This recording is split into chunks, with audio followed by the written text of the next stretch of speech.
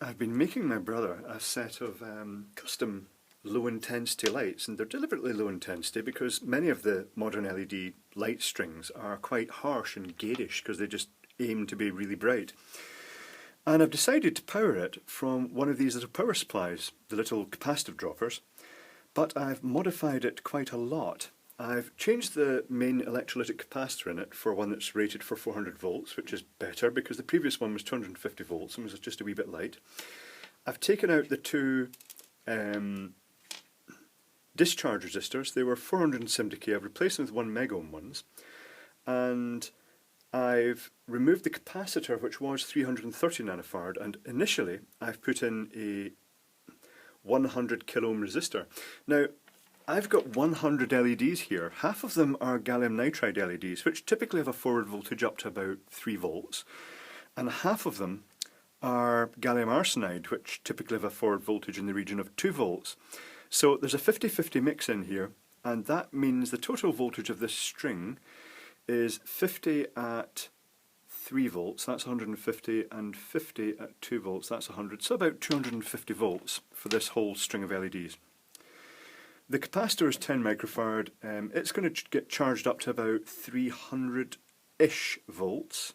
The voltage on the capacitor will drop down to the difference across this resistor here, which isn't going to be that huge because this is a series resistor. It's 680 ohm in this instance. And I've been doing some experiments and measuring the current flow through the LEDs by measuring across that resistor because it's the most accurate way of doing it. Now, I'm actually going to plug this into the mains and then poke components onto it. And I wouldn't really recommend trying this yourself unless you really kind of know what you're doing.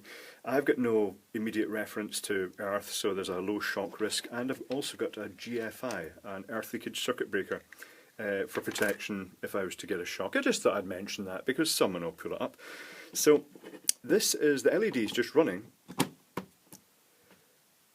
with a 100k resistor in it. It's really quite extraordinary how bright they are. They're actually, looking at them, that's actually quite acceptable. That'd be quite nice in its own right. But the LEDs in this string are actually running at just half of a milliamp. It's so low it wouldn't even register on my energy monitor. But that's without a capacitor, that's just with a single resistor as a dropper. So I'm going to actually dab components across that and then tell you how much current. You can judge what you think for the intensity.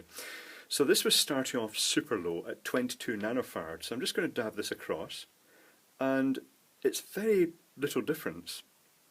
The current actually went up from 0.5 to 0.75 milliamps. So this is actually passing a really small amount of current. I'm just going to short this on metal, because they hold a charge and can give you a nip. Then I went up to 47 nanofarad, and put it across. So this is for 47 nanofarad. Modest brightness increase. Very visible brightness increase, but in reality the current has only gone up to 1.25 milliamps, so it's double what it was originally, over double, but that's a significant brightness increase. Discharge that so I don't get a surprise next time I pick it up. The next one is quite a big step. It's up to 100 nanofarad, and that really does, that's starting to get more than bright enough to say the least. That might be the final current I use actually, because it's bright enough to be visually quite appealing but not too bright to be garish. And that is 2.6 milliamps. Then I tried 220 nanofarad, which is a common enough value used in small LED lamps. And that's starting to get just a wee bit, yeah, that's bright, but you know what, it's getting a wee bit annoyingly bright now. Even though it's only 5.6 milliamps is flowing through those LEDs. Crack as I discharge that. And the original capacitor that came with it is 330 nanofarad. And that is, yeah, that's very bright.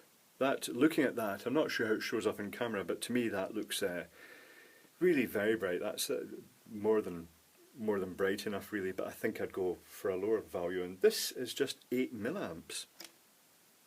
So it goes to show you that I'm going to probably put, it shows you how little current is required to make a good visually set of lights.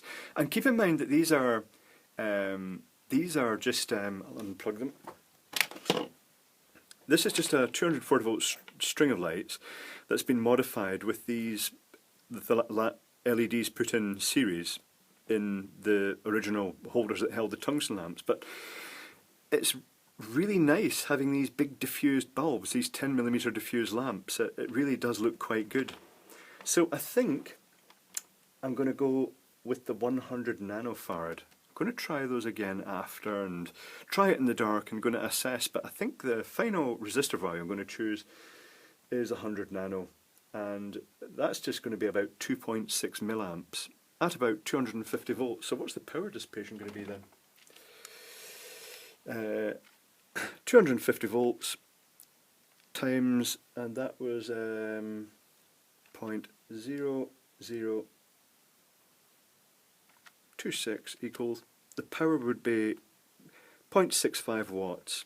So that's going to cost equivalent, well, that's going to cost about 50 cents a year, 50 pence a year to run continually 24/7 at that, and yet they look really good.